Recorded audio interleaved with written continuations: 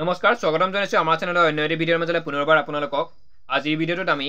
আজিৰ তাৰিখত যেটো 6/12/2024 অৰ্থাৎ ডিসেম্বৰ মাহৰ 6 তাৰিখে যিখন নোটিছ প্ৰকাশ কৰিছে অসম চৰকাৰে সেই নোটিছখনৰ ওপৰত বা যেটো ৰিক্ৰুটমেন্টৰ প্ৰসেছ তেওঁলোকে এতিয়া আৰম্ভ কৰিব বিচাৰিছে এপ্লাই লিংক শুৰু কৰিব কিছুদিন পিছত বা দুই এদিন পিছতেই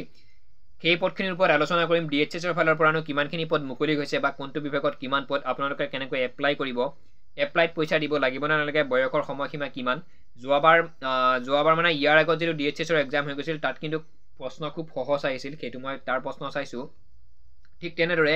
এইবাৰো হয়তো প্ৰশ্ন সহজ আহিব পাৰে টানো আহিব পাৰে সেইটো আপোনালোকৰ ওপৰত নিৰ্ভৰশীল আপুনি যদি ভালদৰে প্ৰিপাৰেচন কৰিছে নিশ্চিতভাৱে যিকোনো পৰীক্ষাৰ আপুনি পেপাৰ সহজ পাব যদি প্ৰিপাৰেচন কৰা নাই এনে অযথা সময় নষ্ট কৰি কিবা কিবি কৰি কিনে যদি পৰীক্ষা দিব গৈছে আপোনাৰ বাবে পেপাৰ সদায় টান পৰীক্ষা যিয়েই নহওক প্ৰশ্ন সহজ আহিলেও আপোনাৰ বাবে টান তো মই যোৱাকালিৰ ভিডিঅ'টোত কৈ দিছিলো যে ডিএমইৰো এনেদৰে এপ্লাই লিংক ষ্টাৰ্ট হ'ব খুব কম দিনৰ ভিতৰতে ষ্টাৰ্ট কৰিব এই যেটো ডিএইচএছৰ যেটো এপ্লাই লিংক তেওঁলোকে মুকলি কৰিছে সেইটো 9 তাৰিখৰ পৰা খুলি দিব এপ্লাই কৰিব 9 ডিসেম্বৰৰ পৰা 18 ডিসেম্বৰলৈ ঠিক আছে মাজতে মাতো 9টা বা 10টা দিনহে পাব তাৰ নেক্সট কিন্তু আৰু দিন নাপায় ডিএমইও ঠিক একেই কৰিব তেওঁলোকে 9টা বা 10টা দিনৰ কাৰণে আপোনালোকৰ বাবে লিংকটো মুকলি কৰি দিব তাৰ নেক্সট এপ্লাই কৰিব দিব লগে লগে এক মাহৰ পিছত হয়তো আপোনালোকৰ ইন্টাৰভিউ পাতি আপোনালোকক নিযুক্তি দিব সেয়ে আপোনালোকে ডিএমইতে চাকৰি লম বা ডিএইচএছতে লম অসম পুলিচতে লম বা এডিএৰি গ্ৰেড 3 গ্ৰেড 4তে লম বুলি এটাত কোনো কাৰণত লাগি নাথাকিব আপুনি যদি সঁচাকে যদি সংস্থাপনত লম বুলি ভাবিছে চৰকাৰৰ কাম যদি কৰিম বুলি ভাবিছে প্ৰিপাৰেচনটো সদায় জাৰি ৰাখক নিজৰ প্ৰস্তুতি সদায় কৰি ৰাখক চাকৰি যিয়ে নহওক আপুনি পাব এদিন নহয় এদিন আপুনি পাবই আপুনি কষ্ট কৰক প্ৰিপাৰেচনটো সদায় কৰক তো এনেকৈ কৈ গৈ থাকিলে অকমান পলম হয় সেইবাবে আজিৰ যেটো মেইন টপিক আজিৰ যেটো ভিডিঅ সেই ভিডিঅটো আপোনালোকৰ লগত আলোচনা কৰিব বিচাৰিছো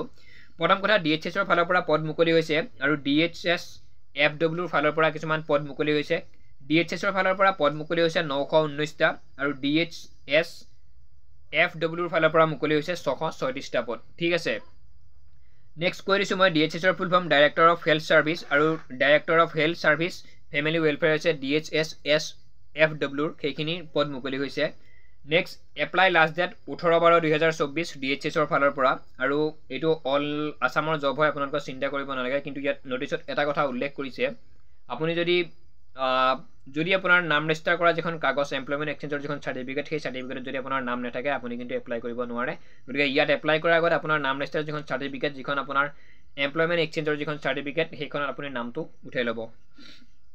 আৰু বাকি কোড কিমান পোষ্ট আছে এইখিনি কৈ দিছো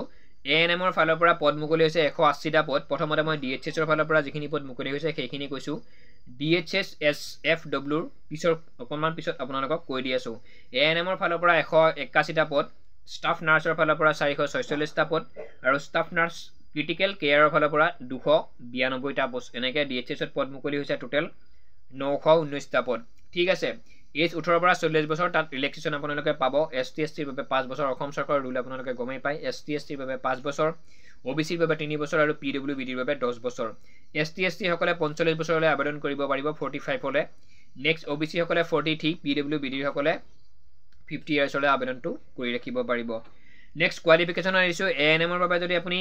এপ্লাই কৰিব বিচাৰে আপোনালোকৰ কোৱালিফিকেশন বিচাৰিছে এএনএম